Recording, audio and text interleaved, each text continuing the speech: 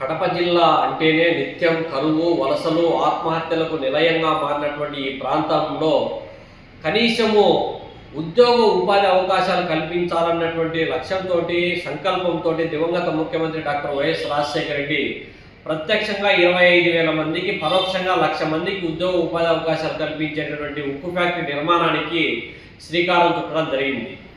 అయితే అప్పట్లో ఉన్నటువంటి బ్రహ్మణి యాజమాన్యం ఏదైతే ఉందో, గాలి జనార్దన్ రెడ్డి అవినీతి అక్రమాల ఊబిలో కూరుకుపోవడము, దానికి కేటాయింపులు రద్దు చేసిన తర్వాత వచ్చినటువంటి పాలక ప్రభుత్వాలు, అందులో జగన్మోహన్ రెడ్డి తన తండ్రి ఆశయాలు నెరవేరుస్తానని చెప్పి పదే చెప్తూ ఇవాళ ఒకే ఉక్కు ఫ్యాక్టరీకి 2 పర్యాయాలు శంకుస్థాపన చేసినటువంటి ఏకైక నాయకుడు జగన్మోహన్ రెడ్డి.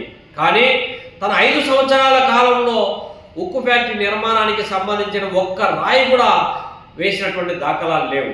పునాది రాళ్ళు తప్ప సమాధి రాళ్ళుగా మారిపోయినాయి తప్ప ఇవాళ ఎక్కడ కూడా నిర్మాణం చేపట్టి పట్టమని 10 మందికి ఉద్యోగ ఉపాధి అవకాశాలు కల్పించిన దాఖలాలే లేవు.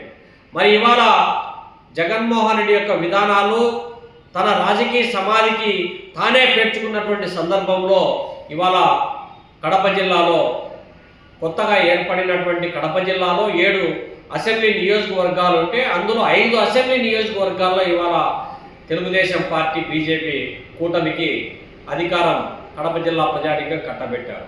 మరి ఈ క్రమంలోనైనా సరే ఇవాళ కేంద్రంలో ఉన్నటువంటి బీజేపీ ఎన్డీఏ ప్రభుత్వం ఏదైతే ఉందో, ఆ ప్రభుత్వం ఏర్పాటులో కీలకంగా వ్యవహరిస్తూ ఉన్నటువంటి తెలుగుదేశం పార్టీ, అందులో చంద్రబాబు నాయుడు ప్రభుత్వము మీద ఆధారపడి ఉన్నటువంటి నేపథ్యంలో ఇప్పటికైనా రాష్ట్ర విభజన హామీలలో కీలకమైనటువంటిది కడప ఉక్కు ఫ్యాక్టరీ నిర్మాణం అనేటువంటిది. కేంద్ర ప్రభుత్వాన్ని నొప్పిస్తావో ఏదైతే అవకాశం ఉందో దాన్ని చెప్పి ఇవాళ ఉక్కు ఫ్యాక్టరీ నిర్మాణానికి శ్రీకారం చుట్టాల్సినటువంటి అవసరం ఉంది.